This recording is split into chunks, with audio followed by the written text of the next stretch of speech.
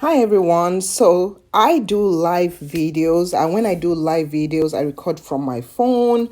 And sometimes when you record from your phone, what happens is that after you're done with the live, for example, I did this live workout just finished a few minutes ago. It first does the actual uploading of the video and then it of the live, and then it does the uploading of the HD copy. Now sometimes when you do the uploading of the HD copy, you get failures. It says error, no, it cannot upload. So when that happens, what you want to do is that you want to right click. I can't do it right now because this one is still processed, but you see those buttons over there on the side right there.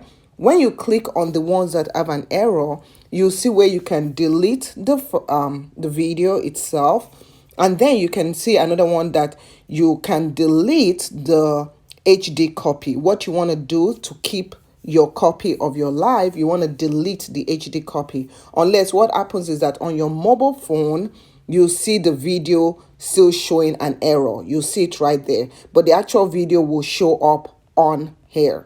So what you want to do is always delete the HD copy, not the actual video.